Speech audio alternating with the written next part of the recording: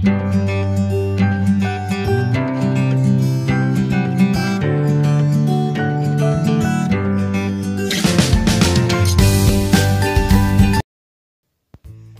crianças, olá, papai, mamãe. Estamos chegando no finalzinho do mês de agosto, o mês do folclore, o mês da emancipação política de Maribondo, o mês que comemoramos também o Dia do Estudante, e nada disso nós podemos fazer como sempre fizemos durante os anos anteriores. Mas eu achei que o mês do folclore, com tantas comemorações como tem no calendário, não poderia encerrar sem que nós não falássemos mais um pouco sobre o folclore. Então eu resolvi vir aqui hoje para falar um pouco sobre o folclore, para que vocês assistam, aprendam e vejam o que é folclore e o que não é folclore. Então, folclore, as pessoas perguntam o que é folclore. Primeiro, folclore é uma palavra de origem inglesa que foi dividida em duas partes: folk, que quer dizer povo, e lore, que quer dizer conhecimento, saber.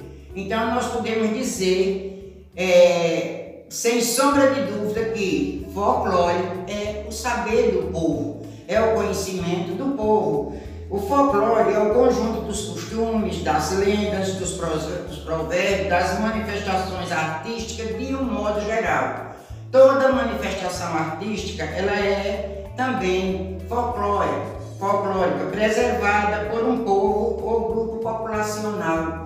Às vezes numa comunidade, numa vila, num povoado ou mesmo numa cidade, tem um grupo que se organiza para fazer determinada brincadeira folclórica. Por exemplo, um guerreiro. Quase todas as pessoas que participam do guerreiro são de uma mesma comunidade. As pessoas que participam do pastoril são da mesma comunidade. As pessoas que participam de baianas é um grupo da mesma comunidade, do mesmo povoado, da mesma vila, da mesma cidade. Então, o folclore é isso, é uma tradição que vai passando de geração para geração. E assim, isso não vai se perdendo no tempo, né? Então, as manifestações folclóricas dão-se por meio de mitos, lendas, canções, danças e festas populares, como eu já falei, né? Então aqui nós temos um bocado dos mitos do folclore brasileiro que eu trouxe para mostrar a vocês. Aqui nós temos o curupira, temos o saci, temos o boitatá, o lobisomem, a cuca, a iara, o boto cor-de-rosa, o neguinho do pastoreio. Todos são personagens folclóricos e nós vamos falar sobre cada um deles. A semana passada eu contei para vocês a história do saci, mas hoje nós vamos iniciar por ele de novo, porque é um dos principais personagens folclóricos do nosso folclore. O saci é um menino negro, como vocês estão vendo aqui, e muito levado, que tem uma perna só, fuma cachimbo e usa um gorro vermelho que tem poderes mágicos. Aquele gorrinho do saci faz ele fazer coisas que Deus duvida, mas ele faz porque o gorrinho dele tem poderes mágicos. O saci adora fazer travessuras, como queimar a comida, espantar o gado, assustar viajantes solitários e dar nós nas crinas dos cavalos. Dizem que para pegar um saci é preciso fazer uma armadilha com uma peneira. Depois que ele cair na cilada, é preciso tirar rapidamente seu gorro vermelho e colocar o saci em uma garrafa e fechar com uma olha, uma coisa bem fechada, que ele fique lá bem trancado. Então, quando vocês verem dizer: eita, que essa casa hoje está uma bagunça, está tudo bagunçado, não tem nada no lugar, o saci passou por aqui. Quando vocês verem um vendaval bem grande, que derruba telhado, derruba árvore, o saci estava por ali.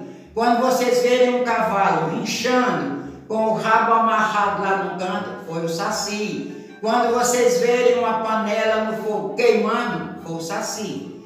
Porque ele vive na floresta, ele vive nas matas, mas ele anda por todo canto, porque ele é muito rápido, muito ligeiro, apesar de só ter uma perna, mas ele pula e anda como ninguém.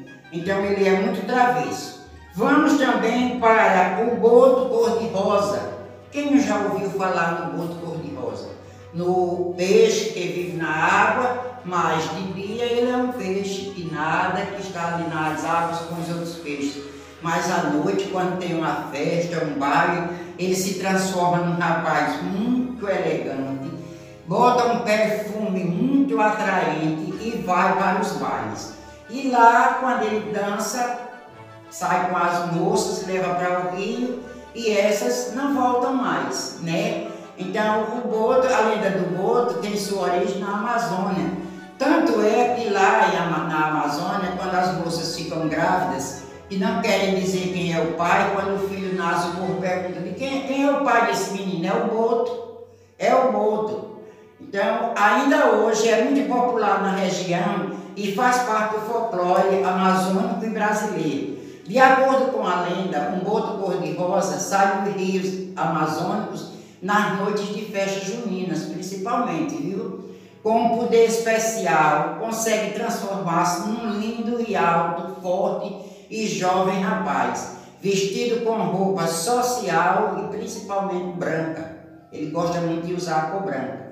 Ele usa um chapéu branco para encobrir o rosto e disfarçar o nariz grande. Vai a festas e bailes noturnos em busca de jovens mulheres bonitas. Com seu jeito galanteador e falante, o boto aproxima-se das jovens desacompanhadas, seduzindo-as, logo após conseguir convencer as mulheres para um passeio no fundo do rio, local onde costuma engravidá-las, e na manhã seguinte volta a se transformar no boto, o boto cor-de-rosa. É considerado um amigo dos pescadores da região amazônica. De acordo com a lenda, ele ajuda os seguranças, as canoas, durante tempestades. Ele ajuda com segurança os canoeiros durante as tempestades. O boto também ajuda a salvar pessoas que estão se afogando, tirando-os do rio. Então, esta é a lenda do boto cor-de-rosa, um peixe que se transforma num lindo rapaz e vai conquistar as mulheres desacompanhadas. Vamos agora para a lenda da cuca. Quem não conhece a cuca, que tanto fez sucesso no sítio do Pica-Pau Amarelo, quando a gente ainda era criança, que passava o sítio do Pica-Pau Amarelo, e tinha a dona Benta, a tia Anastácia, a cuca, e ela vivia na floresta, era amiga do Saci. Então a cuca é aqui, uma personagem de origem portuguesa. A lenda da cuca está associada muitas vezes com o bicho-papão, que as mães cantam para fazer as crianças dormir, como cantiga de ninar. Ela é uma personagem muito tímida pelas crianças, uma velha feia e malvada, com cara de jacaré, que raramente dorme. Assim, sua personagem está associada ao rapto de crianças desobedientes e que não querem dormir. Por isso, a tradicional cantiga de ninar das crianças, que diz: dorme neném, que a cuca vai pegar. Aí é justamente por isso, quando a criança não quer dormir, a mamãe faz essa cantiga de ninar: dorme neném, que a cuca vem pegar. Aí é uma cantiguinha de ninar, com essa lentidão, a criança adormece. Mas a cuca é muito feia mesmo. E o lobisomem? Eita, meu Deus, quem nunca ouviu contar uma história de um lobisomem? Principalmente quem mora no sítio. Eu já ouvi tantas, já perdi tanta noite de sono quando morava no sítio, ainda criança, que só sabe Deus. Diz a lenda que se uma família tiver 7 filhas e o 8º for um menino, ele poderá ser um lobisomem. Já outros dizem que o lobisomem é uma pessoa que seja do sexo masculino ou do sexo feminino, que em um momento de descontrole, em discussão com o pai ou a mãe, bateu no pai ou bateu na mãe. Aí começou a virar lobisomem nas noites de sexta-feira. O lobisomem é um nome comum, mas na noite de sexta-feira, quando a lua está cheia e brilhante, exatamente à meia-noite, ele se transforma em um lobisomem, uma criatura terrível, muito peluda, invade galinheiros e corre atrás de todos os bichos. Aos primeiros raios do sol, o monstro desaparece, dando lugar ao homem normal que ele é. Então ele só fica lobisomem da meia-noite ao dia amanhecer. Quando começa a amanhecer o dia, a clarear o dia, ele já vai se transformando no homem normal que é, ou na mulher normal que é, porque ele tem duas lendas, né? Como eu já disse. Se bateu na mãe, se discutiu com o pai, se bateu no pai, pode virar lobisomem na sexta-feira, nas noites de lua cheia. E aqui é o Negrinho do Pastoreio.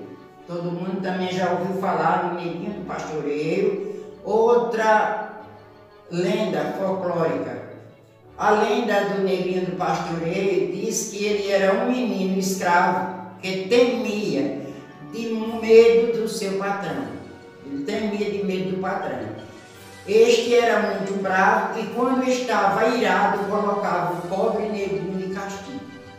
Um dia, ao perder uma corrida de cavalos, o seu patrão o amarrou numa árvore e deu-lhe uma surra de chicote. Depois ainda ordenou que o negrinho fosse no ponto mais alto da fazenda e tomasse conta dos cavalos durante um mês. E que se algo acontecesse a eles, ele levaria mais um castigo pior do que o que já tinha levado. O pobre negrinho, já vencido pela fome, o sono, dormiu e os cavalos fugiram. Ao acordar, viu-se em apuros, pediu proteção à sua madrinha, Nossa Senhora.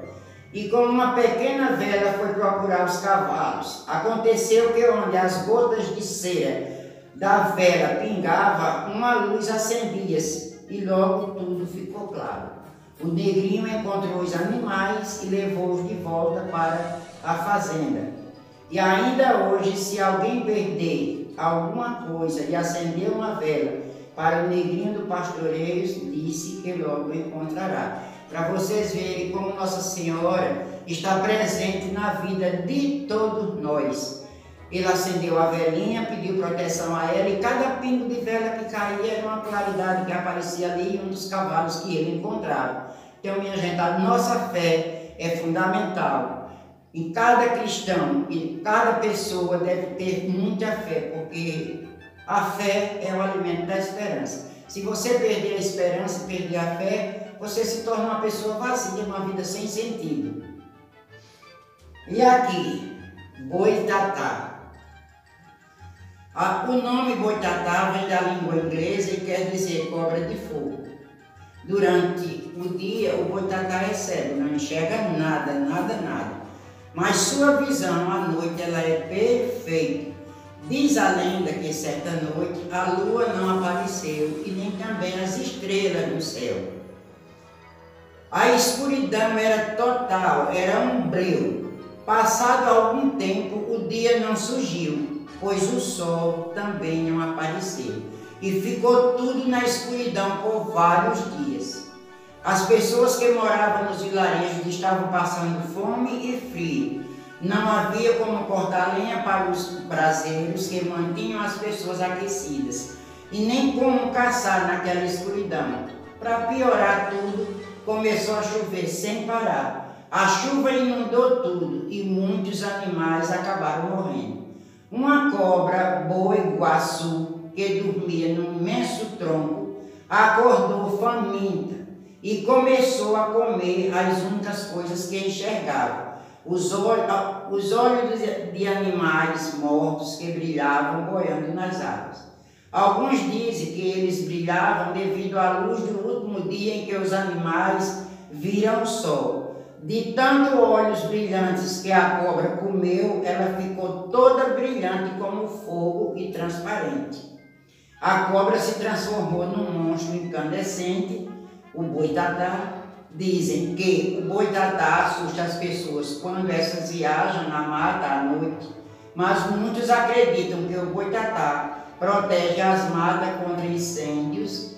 De qualquer forma, se você encontrar um Boitatá, use óculos escuros ou feche os olhos e fique bem parado, quase sem respirar, Porque se você olhar para aquela claridade do boitatá, você vai ficar também sem enxergar durante o dia. Então tenha cuidado, se encontrar um boitatá por aí, não facilite. E este menininho aqui é o curupira. Quem não já ouviu falar no curupira? Todo mundo sabe o curupira. Ele é como o boitatá, também é o protetor das matas e dos animais. Representado por um anão de cabelos compridos e com os pés virados para trás. Persegue a mata e todos que desrespeitam a natureza. Quando alguém desaparece nas matas, muitos habitantes do interior acreditam que é obra do curupira.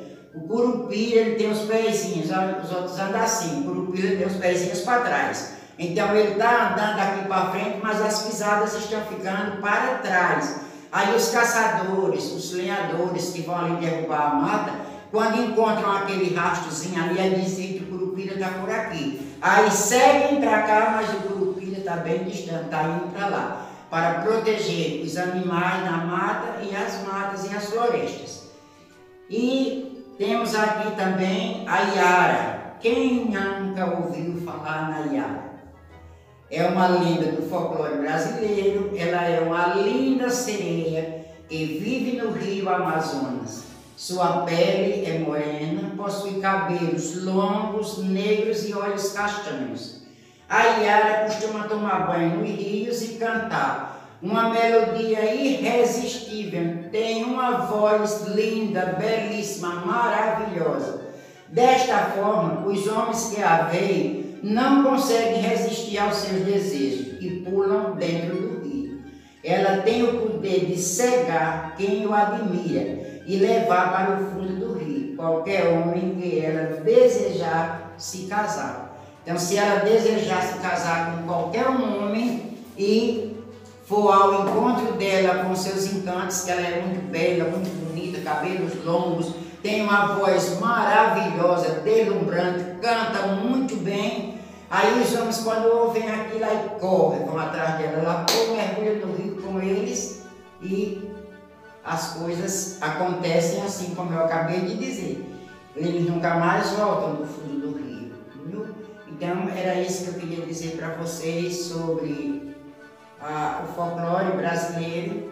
Queria deixar também umas perguntas para quem assistir, fazer aí no caderninho de vocês, para nunca mais se esquecerem. Vocês escrevam aí qual a origem da palavra folclore, o que é que significa folclore, quais são as festas que você pode considerar folclórica, as danças que você pode considerar folclórica. Será que o nosso artesanato, aqueles potes de barro, panelas de barro, aquilo ali é folclore? É folclore, sim. E desenhe cada um desses personagens que nós falamos aqui sobre eles hoje. Desenhe o seu caderninho, pinte e fale um pouquinho sobre cada um deles, viu? Então, muito obrigado e vamos aguardar o próximo vídeo na próxima semana, se Deus quiser.